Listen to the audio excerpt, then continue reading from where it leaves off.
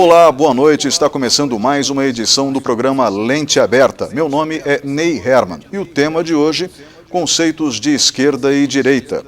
Comigo no estúdio da ETV Campos Gerais está o professor Luiz Serri, do Departamento de História da Universidade Estadual de Ponta Grossa, com doutorado na área. Professor, bem-vindo. Olá, Ney, boa noite, obrigado. É um prazer estar aqui. Agradeço sua presença novamente. Nós vamos ter uma discussão muito interessante sobre conceitos que afetam a política até os dias de hoje. Fique conosco.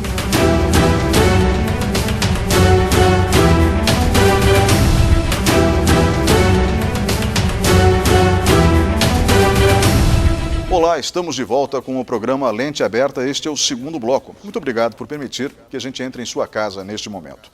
O tema de hoje, conceitos de esquerda e direita. Comigo no estúdio, o professor Luiz Serri, do Departamento de História da Universidade Estadual de Ponta Grossa. Professor, esquerda e direita. Quando que esses conceitos foram incorporados à política ocidental? Olha, Ney, o momento que a gente costuma identificar de forma mais clássica como o surgimento dessa diferenciação entre esquerda e direita está vinculado à Revolução Francesa, que é um processo que começou em 1789, né, vem de uma situação de crises aí, da França e vai seguir até mais ou menos 1815. Então é um processo aí de mais de 25 anos de transformações, lutas, mudanças de poder que aconteceu na França naquele momento. Mas para entender a Revolução Francesa, a gente tem que entender contra o que ela se bateu. E aí nós temos que pensar um pouquinho no chamado Antigo Regime, que era uma situação em que em que a política era muito diferente do que nós conhecemos hoje. Você tem basicamente uma situação em que não há disputa política, não há revezamento no poder, o que existe é um soberano, né, a mudança de poder se dá por hereditariedade. Então você tem um grupo de pessoas que são mais especiais que as outras, que são os nobres, né, elas são entendidas como diferentes. Então, para a gente pensar um pouquinho, né, um nobre que comete um crime, ele é julgado de um jeito. E alguém que não é nobre, que comete o mesmíssimo crime, no mesmo momento ele vai ser julgado de outro jeito. Né? Os nobres têm uma série de privilégios em todas as esferas da vida, por exemplo, na justiça, na questão econômica, nas concessões do rei, etc. E entre os nobres tem um grupinho ainda mais específico que é a família real. Então é da família real, ou das alianças que a família real faz por casamento, que saem os reis. E do rei é que vem todo o poder político. Então hoje nós estamos acostumados, né, na nossa Constituição, reza logo no comecinho, que todo o poder emana do povo e em seu nome será exercido. E naquele momento, no Antigo Regime, se existisse uma Constituição que não existia, em muitos casos, né, do absolutismo não existia, porque o poder do rei era absoluto, nesses casos, dessas monarquias, se houvesse, né, seria assim, todo o poder emana do rei, do soberano, e em seu nome será exercido. Então a coisa funcionava mais ou menos assim. Então a gente não pode imaginar, nesse momento, uma diferenciação entre pessoas que lutam pelo poder. A luta pelo poder ela não acontece de forma pública, né? Às vezes aí passa por subterrâneos, etc., pelas disputas palacianas, mas não é a política como nós a conhecemos. O que muda com a Revolução Francesa, nós tivemos outros processos, a própria Revolução Inglesa, né, quase que um século antes, a gente tem outros processos e outras experiências em que a política, como nós a conhecemos, ela parecia já começar a acontecer pelo afastamento ou pela inexistência da figura do rei, no caso só da Europa que eu estou falando, né? O mundo é muito grande, a Europa é um pedacinho, nos influencia bastante, mas a gente está falando só da Europa agora. Apesar de todos esses processos anteriores, a Revolução Francesa é o grande momento, né, em que uma potência que tinha influência no mundo todo acaba tendo o fim da monarquia. Então a Revolução Francesa é isso, a França está passando por uma grande crise, o rei vai chamar um conselho, né, que só tinha sido chamado anteriormente na Idade Média, 300, 400, 500 anos antes, quer dizer, a crise econômica na França era muito grave, por conta da própria dinâmica da monarquia, por conta de guerras, por conta de crises em geral, e aí ele chama os Estados Gerais, é o nome dessa assembleia. E os Estados Gerais eles juntam a nobreza, o clero e o terceiro estado, que é chamado o povo. Quer dizer, todo mundo que não faz parte do clero e que não é bem nascido, não é nobre, né, faz parte do terceiro estado. Então ali está, por exemplo, os próprios ricos, né, as pessoas que eram muito ricas, mas não por nascimento. por terem nascido nobres, mas eram ricas porque vinham de famílias de comerciantes, de artesãos, pessoas que eram proprietárias de pequenas manufaturas, que tinham enriquecido. Eram pessoas do povo que tinham enriquecido, mas elas continuavam sendo do povo. Não é porque você é rico que você vira nobre, você só é nobre se você nasce nobre, né? Ou se eventualmente o rei te dá esse título de nobreza. Então, no processo das discussões, a situação foi se tornando cada vez mais grave, até que houve um momento que essa Assembleia acabou tomando o poder, né, e deixando o rei numa situação quase que de sequestro. E aí você vai ter toda uma evolução que vai acabar dali a 3 anos mais ou menos com a própria decapitação do rei, a França entra em guerra com as potências ao redor, que são todas potências monarquistas e absolutistas, que ficam com medo de uma revolução como essa, que tira o poder do rei. Né? E nesse processo de convulsão social mesmo, a Assembleia se organizava desde o começo, depois, né, os grupos políticos começaram a se formar, para além da questão de que grupo você participava, e as posições começaram a ser mais ou menos pelo tipo de coisa que você queria. Então havia um grupo mais conservador, composto de burgueses, de algumas pessoas do clero, até mesmo algumas pessoas da nobreza, que queriam mudanças, aceitavam as mudanças, mas a ideia era frear para que não mudasse demais. Quer dizer, que os pobres não acabassem tomando o poder. Então, uma parte do povo, que era esses burgueses, né, que eram pessoas do povo ricas, se aliava com uma outra parte ali da burguesia, do clero, para tentar frear um pouco, para garantir que essa revolução não acabasse, por exemplo, com a propriedade, né, não acabasse com uma série de benefícios e direitos que existiam anteriormente, que eram os girondinos.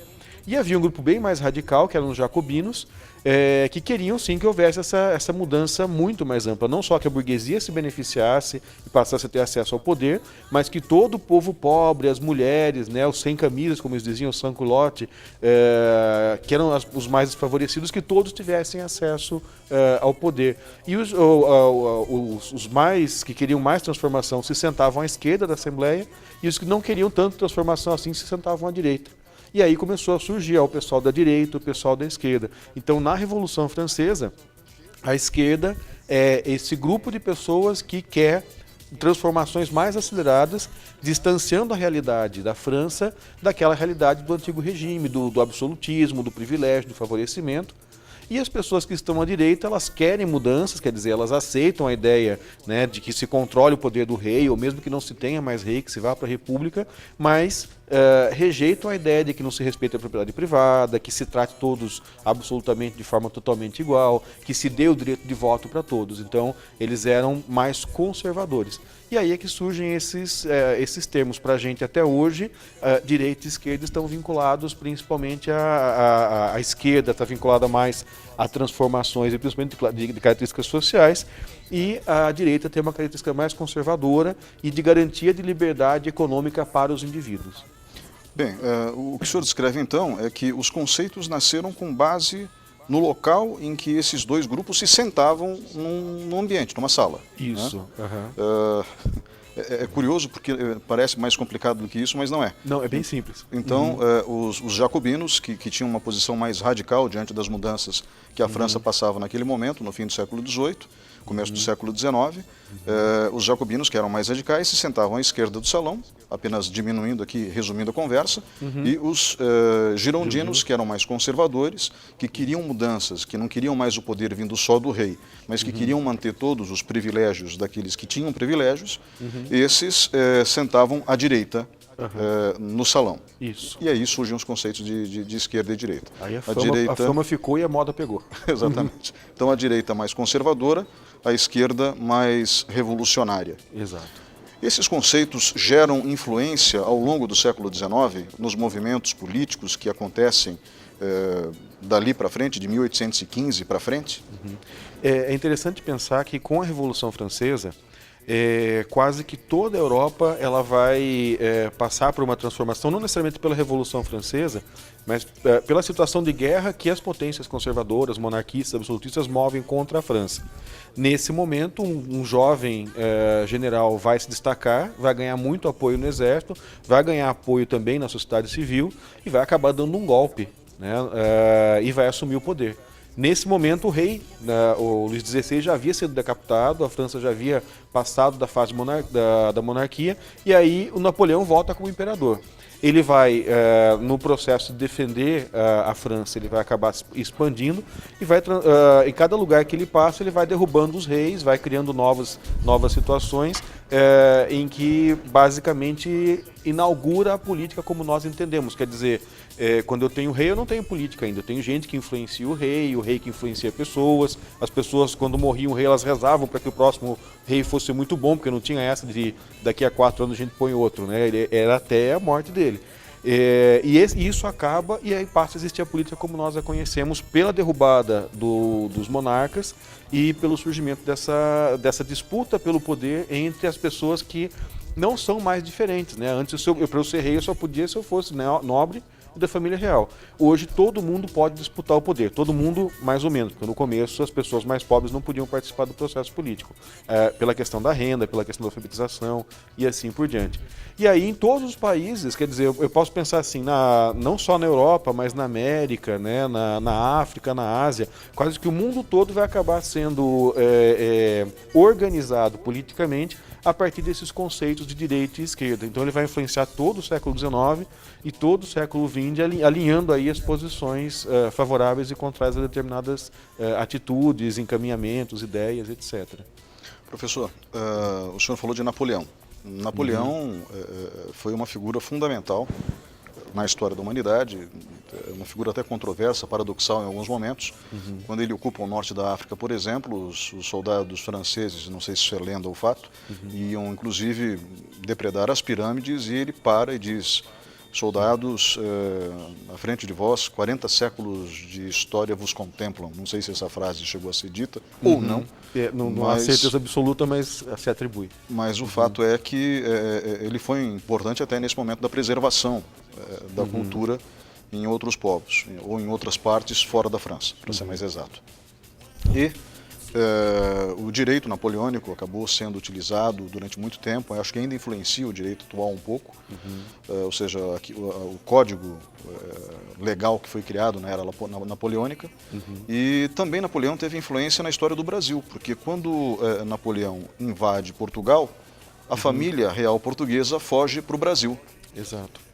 Então, Napoleão, ou seja, a Revolução Francesa, todos esses conceitos que foram criados de política acabaram interferindo também na nossa história diretamente. Não é isso? Com certeza. A gente tem a América antes e depois de Napoleão. O único país que tinha independência quando acontece a Revolução Francesa eram os norte-americanos, eram os Estados Unidos, né, que já vem aí de uma revolução contra a Inglaterra há mais tempo, é uma história à parte, né?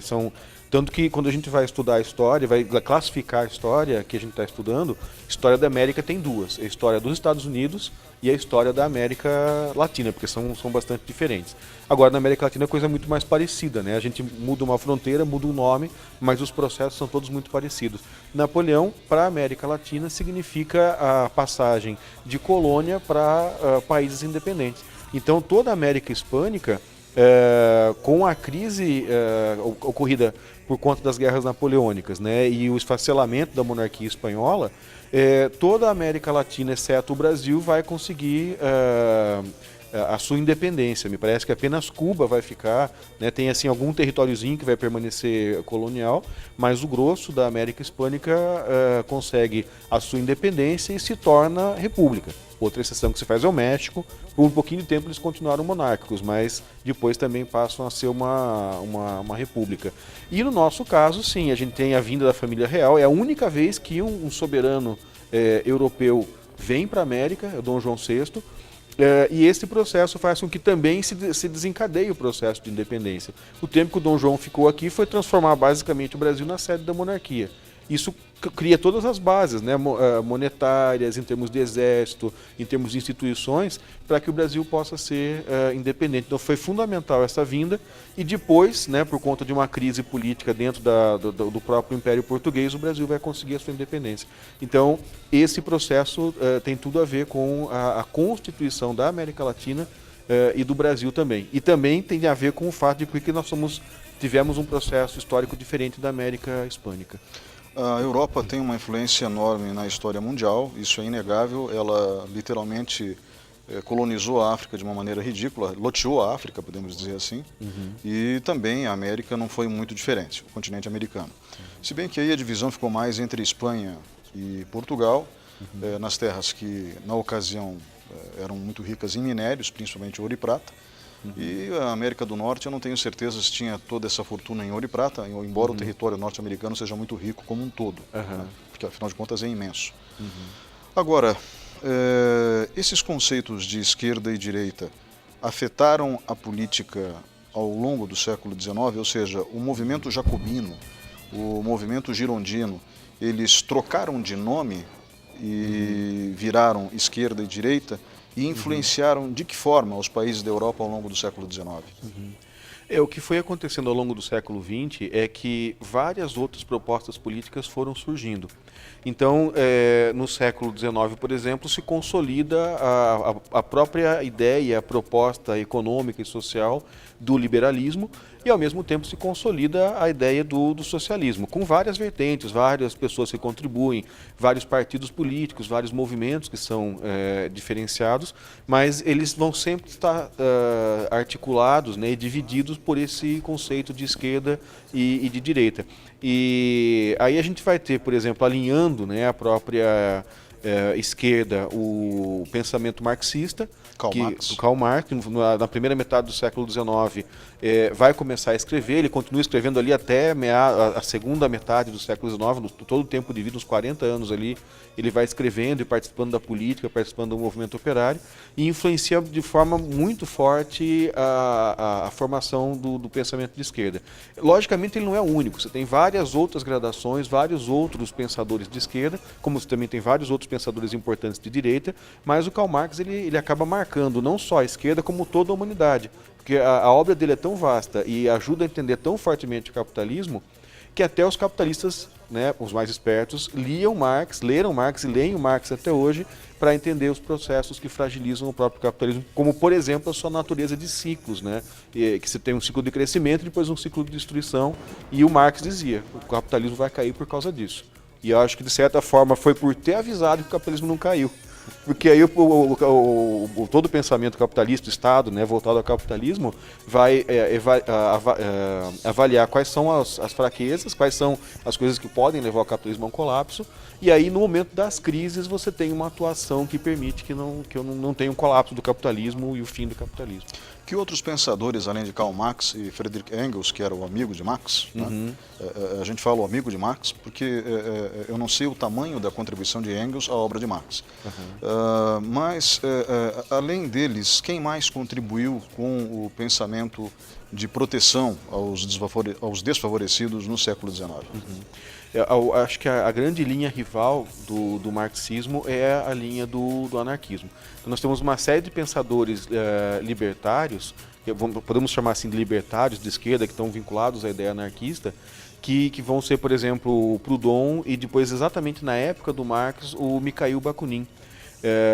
Que vai ser um grande rival do Marx, disputando espaço dentro da Organização dos Trabalhadores, a Organização Internacional de Trabalhadores, né?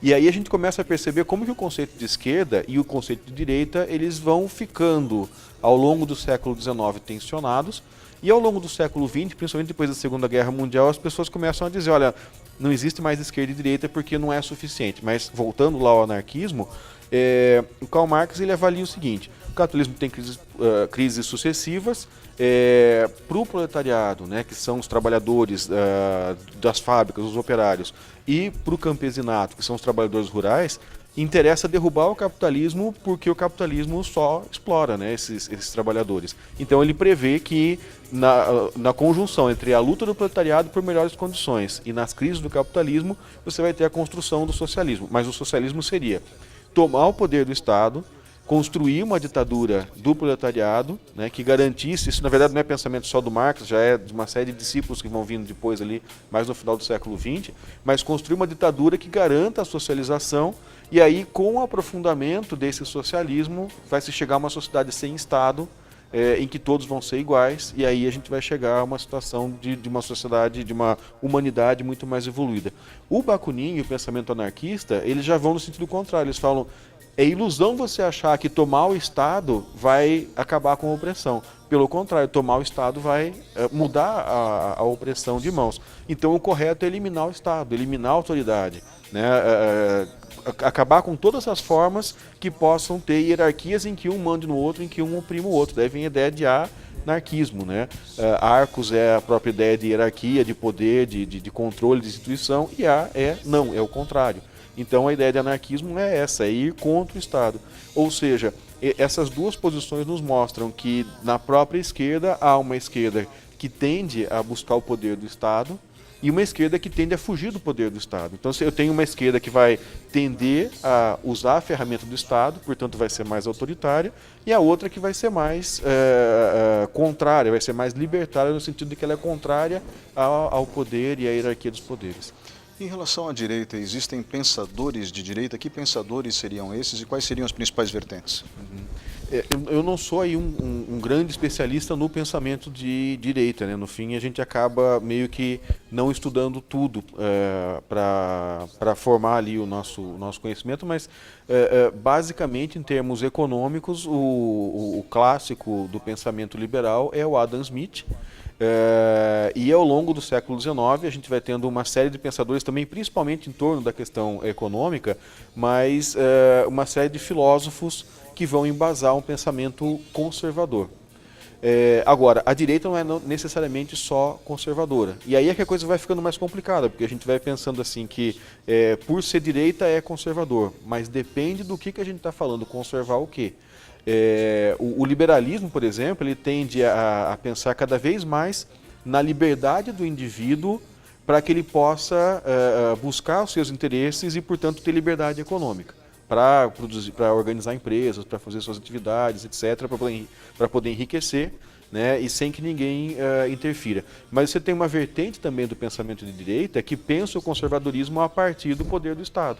Então você tem filósofos como o próprio Hobbes, né, o Locke, que são anteriores também, que são ali, vamos dizer assim, uma vertente da própria contribuição iluminista, que vão pensar na necessidade de um Estado que seja forte, que controle a sociedade, que garanta a conservação, né, que garanta sim o poder dos ricos, o dinheiro dos ricos, etc., mas já não é mais tão favorável ali a liberdade econômica. É mais defender o direito de propriedade, defender a estrutura social como ela é, para conservar. Então a gente também tem um pensamento de direita que é voltado mais à liberdade, mais libertário, e um pensamento de direita que é mais autoritário. Entendo. Na realidade, essas divisões elas acabam acontecendo durante simultaneamente a Revolução Industrial. Exato. Então, podemos dizer que, em paralelo a isso, a Revolução Industrial acaba interferindo nesses conceitos diretamente. Isso, porque a Revolução Industrial ela vai mudando a sociedade. A própria existência de um proletariado, como diz o Karl Marx, resulta da existência da Revolução Industrial. Porque antes quem era trabalhador ou era pequeno proprietário, né, e era artesão e etc., ou estava na zona rural, era trabalhador rural. Com a Revolução Industrial eu passo a ter, por um lado, a crise dos artesãos, mas uma parte daqueles artesãos que faziam trabalhos manuais, eles vão manter a sua atividade, vão proteger a sua atividade e vão ser o embrião do que a gente vai conhecer como classe média. Uma parte desses artesãos. E uma grande parte daqueles camponeses vai acabar sendo expulso das terras, vai para a cidade, vai para as fábricas e vai compor o proletariado. Então a coisa vai ficando cada vez mais complicada em termos de classes sociais, né? Eu passo a ter um campesinato, um proletariado, um alto proletariado, que são aquelas pessoas que têm mais conhecimento sobre a fábrica, que começam a se tornar grandes especialistas e não são dispensáveis, quer dizer, eu não posso mandar embora essa pessoa porque senão eu não consigo tocar a fábrica. E também tem aquele proletário que é descartável porque ele sabe fazer uma partezinha muito pequena do trabalho e eu posso treinar em 2 horas, eu treino outra pessoa, substituo. E por aí vai. Na classe média eu passo a ter gente que veio desse artesanato, conseguiu se proteger da indústria, porque a indústria vem destruindo o artesanato, né? Mas algumas coisas não tem como, né? Até você conseguir industrializar, por exemplo, a produção de relógios, ou a produção de sapatos, você vai levar aí algumas décadas, né, ou muitas décadas às vezes. E aí esses trabalhadores, esses artesãos conseguem se defender e têm grandes rendimentos. Então eles conseguem começar a compor uma classe média que vai se juntar com pessoas que cumprem funções no Estado, como os advogados e pessoas que também não cumprem funções no Estado, mas não são pessoas que vão ser pobres pelo tipo de trabalho que elas prestam, como engenheiros, como médicos e assim por diante. Daí vai vir uma outra classe média, que também vai ter várias gradações e que também vai se envolver em política. E a classe média vai se envolver em política tanto à direita quanto à esquerda. O proletariado geralmente é à esquerda e a burguesia, você vai ter a permanência da burguesia, uma alta burguesia, né, uma média burguesia, a pequena burguesia já é a própria classe média também, uma parte da classe média, e assim vai. O mundo vai ficando cada vez mais complexo e o jogo vai trazendo cada vez mais personagens, porque a reivindicação dos pobres é por participar da composição do poder do Estado, ou seja, voto. Professor, antes de encerrarmos esse bloco, eu gostaria de fazer uma pergunta específica sobre um conceito de Karl Marx que é central na teoria dele e que também modificou a relação entre operários e patrões. Basicamente, regeu durante muito tempo a luta de classes nos séculos XIX e XX. Mais-valia. O que seria a mais-valia? Já se escreveram vários livros, né, sobre esse assunto e o conceito é bastante aprofundado e bastante complexo, mas para que a gente possa compreender em linhas muito gerais o que é e qual que é a importância, é só a gente pensar num produto, por exemplo, um sapato que é feito numa fábrica. Para fazer esse sapato, eu vou precisar da matéria-prima, dos meios de produção, da máquina, da fábrica, energia elétrica, etc. E do trabalho daquele sapateiro. Eu estou pensando numa fábrica, não num artesão, numa oficina sozinho, né? O tanto que o trabalhador vai agregar aquele produto é um X em termos de valor. Quer dizer, o trabalho e o pagamento desse trabalho do operário vai levar a um produto que vai custar um determinado valor. Agora, para o operário, eu não vou pagar todo esse valor. Eu vou pagar uma parte, vou chamar de o salário desse trabalhador, ele vai ser uma fração do valor que esse operário agrega àquele sapato. Ou seja, como que eu defino esse valor que eu pago ao trabalhador? Ora, se eu tenho muita gente desempregada, as pessoas vão trabalhar pelo valor que o patrão oferecer. E vai ser qualquer um, porque as pessoas têm que arranjar alguma forma de sobreviver. Então, esse pagamento, esse salário vai ser uma fração pequena do valor que foi agregado ao sapato. Por exemplo, ao vender esse sapato, eu tenho uma grande parte desse valor que foi o trabalhador que produziu, mas que não é paga para ele. Então, aí, esse valor excedente é o que a gente chama de mais-valia. Ele não é o lucro exatamente, mas ele é um componente fundamental do lucro do patrão.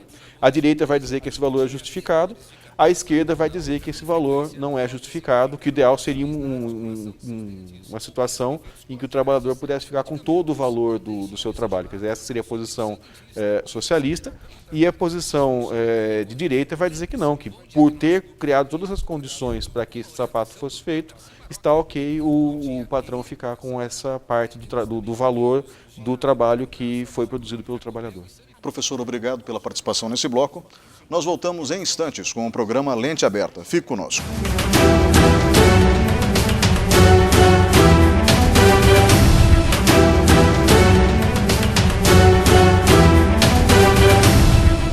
Olá, estamos de volta com o terceiro bloco do programa Lente Aberta. O tema de hoje, conceitos de esquerda e direita. Comigo no estúdio, o professor Luiz Serri, do Departamento de História da Universidade Estadual de Ponta Grossa. Professor, no bloco anterior o senhor definiu a origem dos conceitos de esquerda e direita, relacionando esses conceitos com a Revolução Francesa.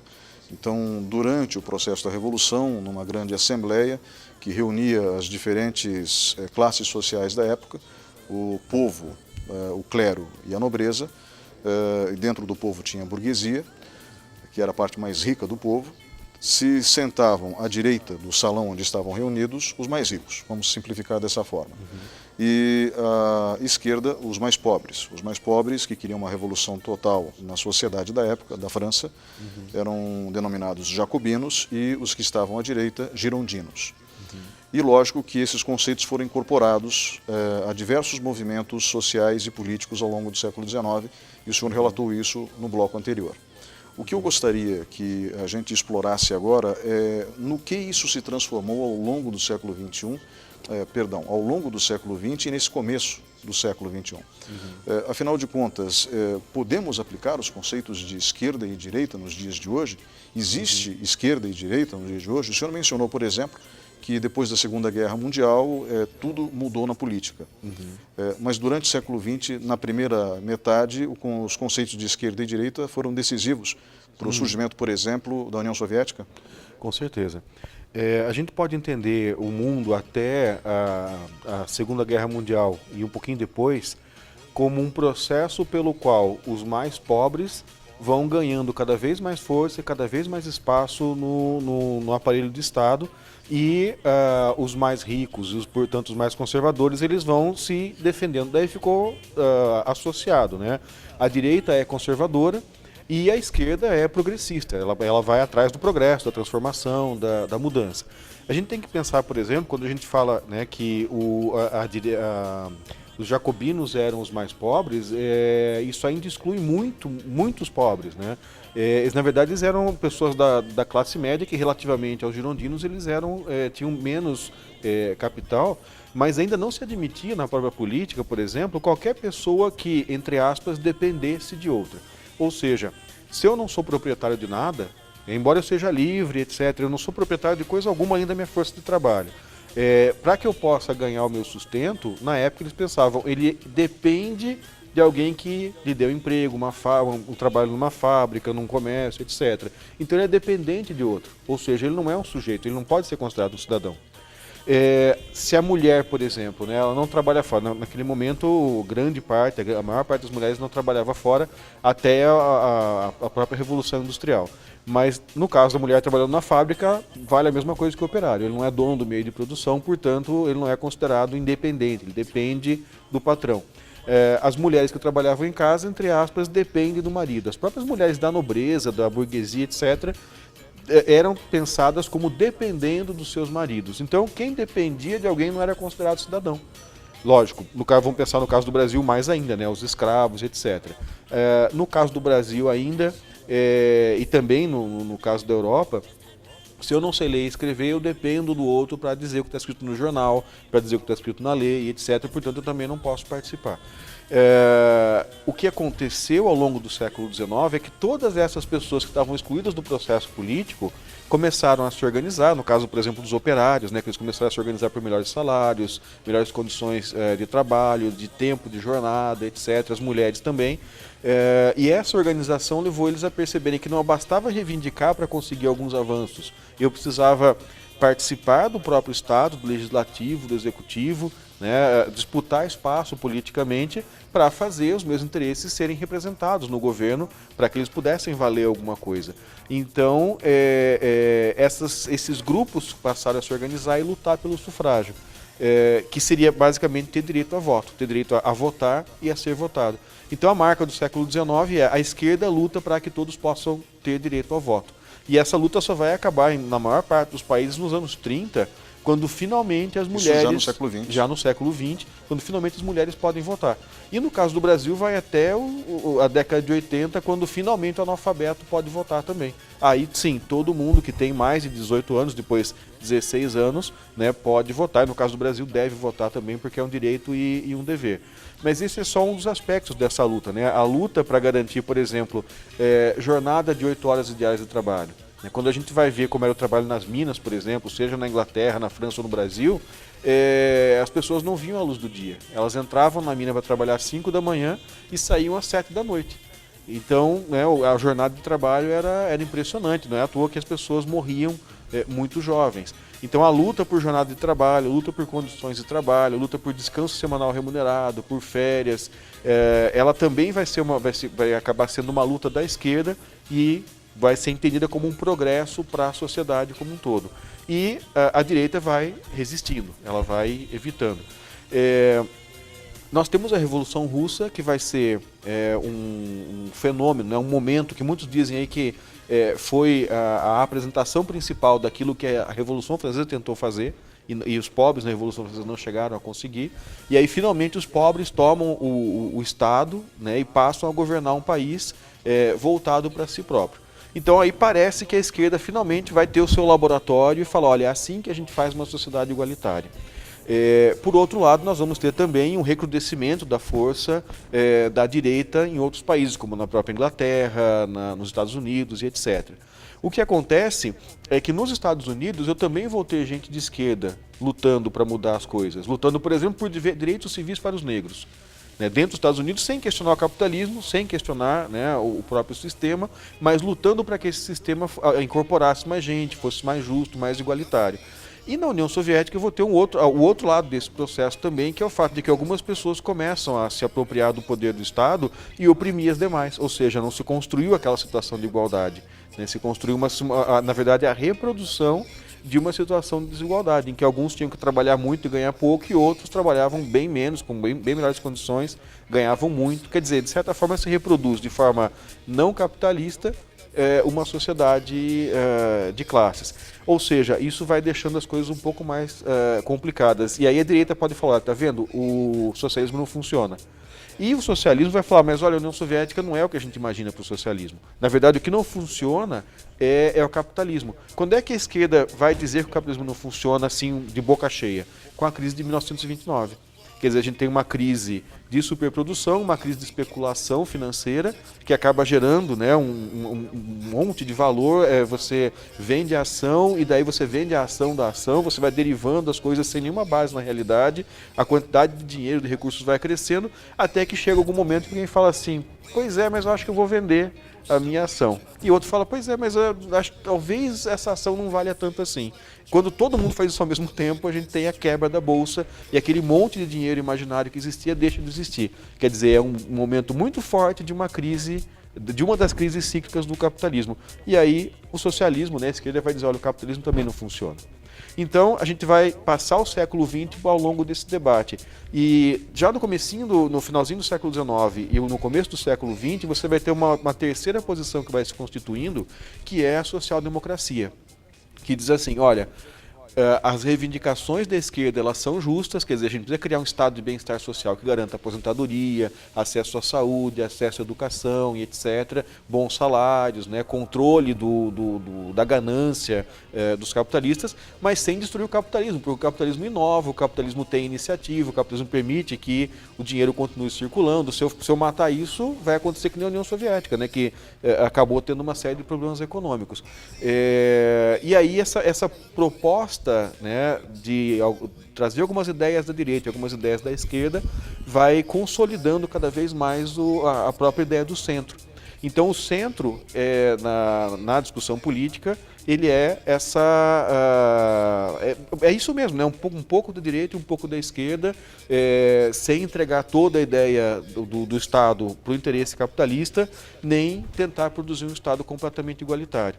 Então aí a coisa vai ficando um pouco mais complexa. Com o fim da Segunda Guerra Mundial, né, e a gente vai ter vamos dizer assim, os anos de ouro do estado de bem-estar social, porque a gente tem 30 anos de crescimento mundial seguidos, né, como hoje que a gente está sofrendo aí, quando você tem 0,1 de crescimento do PIB no ano, tem uma festa, né, naquele momento a gente teve um crescimento contínuo da economia, até para reconstruir o mundo que havia sido destruído na Segunda Guerra Mundial, você tem um crescimento econômico muito forte, e extrapola muito com o mundo como era antes da Segunda Guerra Mundial, e aí se sustenta, né, esse pensamento social-democrata que constrói o estado de bem-estar social, principalmente na Europa. E a gente tem algumas migalhas que acabam acontecendo para a gente também, né, tipo 13º salário, férias remuneradas, a própria CLT que o Getúlio Vargas vai implantar no Brasil, são, né, tentativas de ensaiar um estado de bem-estar social no Brasil. Com a crise do petróleo dos anos 70, né, e a continuidade das crises econômicas do capitalismo, começa a ficar muito caro manter esse estado de bem-estar social. E aí é que a direita vai passar a fazer um processo de lutar por mudanças. Que mudanças? Diminuir direitos sociais, né, tentar privatizar as empresas públicas, etc., para conseguir recuperar a situação do Estado e recuperar o equilíbrio da economia. Então, quem começa a fazer propostas de reforma, de mudança, é a direita. E quem quer conservar a situação como estava, do estado de bem-estar social, é a esquerda. Ou seja, cai por terra a ideia de que a direita é conservadora e a esquerda é progressista, porque nesse momento a coisa vira ao contrário. Então dali para frente as pessoas falam, olha, esquerda e direita não significa mais nada. Perdeu completamente o sentido porque quando a esquerda chega no poder ela se comporta como direita e a direita está lutando por mudar coisas, então né, fica muito confuso. Alguns chegam a falar que não existe mais diferenciação entre direita e esquerda. Eu ainda acho que existe, mas a coisa não se define mais só em função de direita e esquerda. Existem conceitos novos que fazem uma leitura diferente sobre esses conceitos de esquerda e direita? Eu acho que a principal mudança que nós temos no pensamento atual sobre né, a diferenciação política, ele passa por transformar a ideia de uma linha né, na qual eu vou classificar as pessoas, que vai da direita até a esquerda, para pensar as posições políticas num plano. Então eu passo a ter, para pensar um pouquinho em matemática, um eixo X, que continua sendo direita e esquerda, né, interesse individual, interesse coletivo, e uma outra linha, que é um eixo Y, que vai estar organizado em torno de autoritarismo e uma posição libertária. Ou seja, para eu classificar as pessoas e os partidos e as ideias, etc., eu vou pensar como que elas se posicionam em relação a fatores de liberdade, de um lado, da direita, e igualdade do outro. Mas, quando eu falo em liberdade no sentido de garantias sociais, eu estou à esquerda. Quando eu falo liberdade no sentido de garantias individuais, eu estou mais à direita. E quando eu falo em igualdade, eu estou pensando... Igualdade, sim, é um conceito mais claramente de esquerda, mas a própria direita imagina que é necessário alguma igualdade para que o sistema não entre em colapso. Então eu tenho conhecidos de direita, por exemplo, que acham que todos os postulados da direita, né, meritocracia, redução de impostos, redução de direitos trabalhistas, etc., estão corretos, mas quando eu falo, tá ok, mas e se a gente começar a cobrar mensalidade na universidade? Eu penso, aí não está certo. Ou seja, são pessoas de direita, mas que têm a consciência de que nem todos os pressupostos da direita podem ser implantados num país como o Brasil. Né, por conta das nossas imensas dificuldades e das suas características peculiares. Então, me parece que a gente tem sempre aí alguma diferenciação. Eu acho até que hoje, na situação de polarização que nós estamos vivendo, a coisa parou de ser exatamente pensar sobre o que né, eu realmente quero enquanto proposta política e virou um pouco de futebol, parece Fla-Flu ou Peguá ou alguma coisa assim, em que eu falo eu sou de direita porque eu sou contra fulano, sou contra tal partido. Mas aí quando você fala, mas espera aí, você então é a favor da gente passar a ter a cobrança de mensalidade nas escolas públicas e nas faculdades públicas? Não, isso eu acho que não pode. Você é contra a saúde universal para todos? Não, acho que tem que ter. Quer dizer, muitas vezes quem fala de direita tem ideias de esquerda.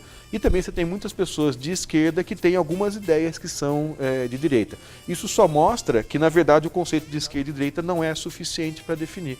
E aí eu diria assim, para quem tiver interesse para procurar na internet, procurar tanto o diagrama de Nolan, né, que é uma dessas formas de tentar articular as posições políticas num plano, quanto a bússola política. Dá para procurar também, você faz um teste, né, como aqueles testes assim de revista, e aí ele te coloca num dos pontos desse quadrante. Em vez de você ficar só entre direita e esquerda, você vai ficar em quadrantes diferentes.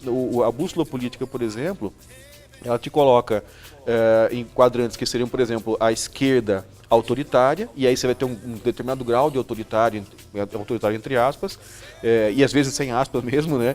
E a direita também é autoritária, ou a direita libertária e a esquerda libertária. Então, às vezes a gente vai se surpreender com quem são os nossos vizinhos, porque a gente define onde é que está a nossa posição e vai encontrar ali como é que o Papa Francisco pensa, como é que Stalin pensaria, como é que Hitler pensaria, como é que o presidente do regime militar pensaria. E a gente vai vendo quem são os nossos vizinhos para ter uma ideia, né, de se efetivamente a gente está... se nós efetivamente somos direita, somos esquerda, ou se a coisa é mais complicada do que isso. E é bom que seja mais complicado do que isso, porque daí as pessoas podem dialogar. Quando o senhor falou, só quero fazer um esclarecimento ao público aqui, quando o professor disse o Peguá, ele estava se referindo a um clássico do futebol pontagrossense entre Operário e Guarani, um clube que não existe mais, existe o clube Guarani, mas o clube que eu falo, o clube social, mas não o time de futebol do Guarani. Então era um clássico de Ponta Grossa, por isso que ele fez a brincadeira em relação ao Opeguá, Operário e Guarani.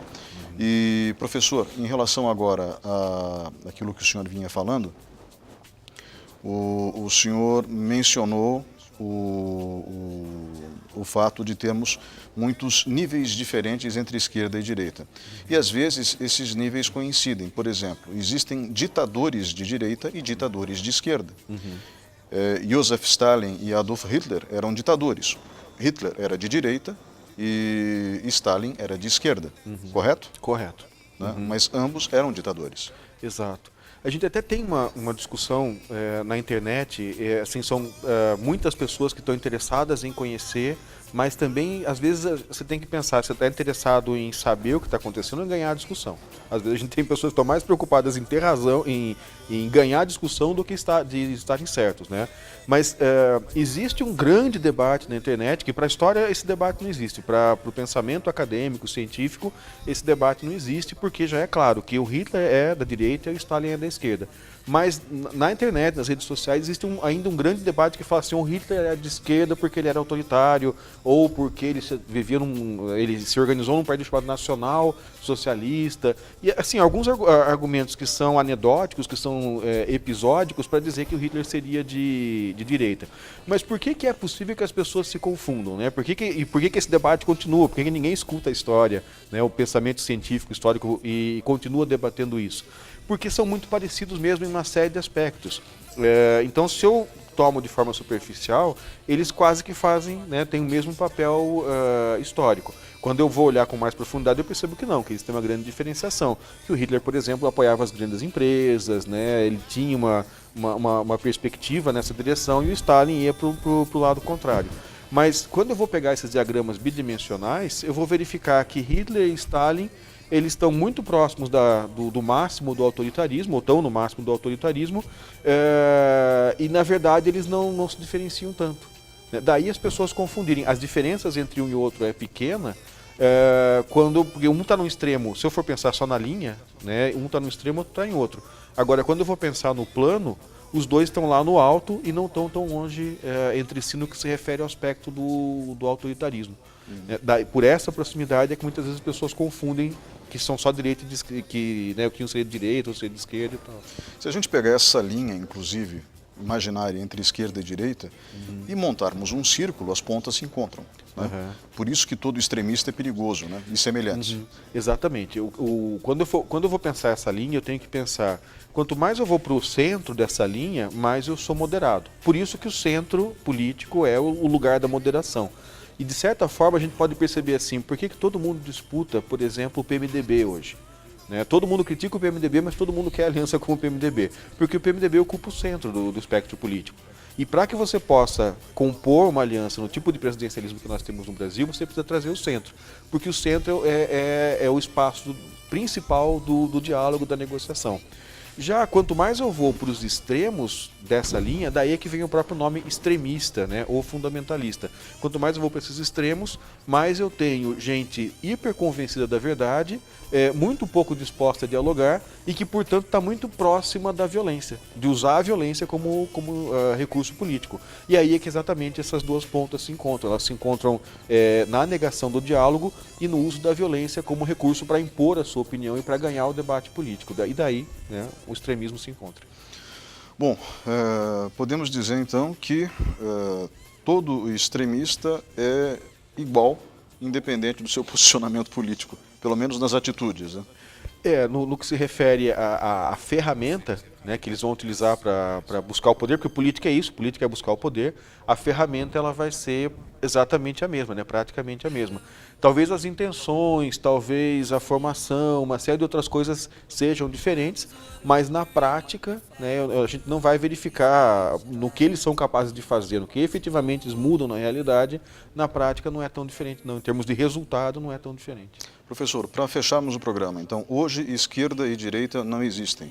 O que existem são diferentes posições políticas que vão da defesa extrema dos direitos coletivos até a defesa extrema dos direitos individuais. Seria isso? Eu diria assim que o conceito de direita e esquerda hoje ele está mais borrado. Ele não é tão claro. Eu defendo que continue existindo sim um pensamento de direita e um pensamento de esquerda, mas não mais como a gente poderia pensar no século XIX ou mesmo no século XX, porque nós temos uma série de fatores em que direita e esquerda se encontram, ainda que eles continuem sendo aspectos diferenciados, mas existe uma série de outros fatores a considerar além dessa perspectiva de liberdade contra a igualdade. A gente também tem que considerar a questão do papel do Estado, a questão do autoritarismo ou do libertarianismo, e esse conjunto de fatores torna essa definição um pouco mais borrada. Eu diria que ela permanece existindo, mas ela é um pouco mais complicada. Então, chegar para alguém e falar assim, olha, você é de direita, como um xingamento, não funciona. Né? Ou se eu chegar, olha, você é de esquerda, ou os seus assimilados, você é um comunista, você é um marxista, também não funciona. Né? Porque não é xingamento. Não funciona como xingamento porque as coisas são muito mais complicadas do que isso. E para encerrar o programa, professor, o senhor recomenda alguma leitura para o público de casa? Apesar de algumas limitações, talvez o livro chamado Direita e Esquerda, do Norberto Bobbio, seja uma grande opção. Ele já é um pouco antigo, ele ainda não incorpora essa divisão das posições políticas de acordo com o plano, ele é de 95, mas como uma introdução, é até um livro curto e bastante profundo ao mesmo tempo, e não é uma leitura difícil, ele é um grande começo para essa discussão. Então se chama Direita e Esquerda, do Norberto Bobbio. Professor, muito obrigado pela participação hoje aqui no Lente Aberta e muito obrigado a você que estava nos acompanhando até agora. Nós voltamos na semana que vem. Um grande abraço.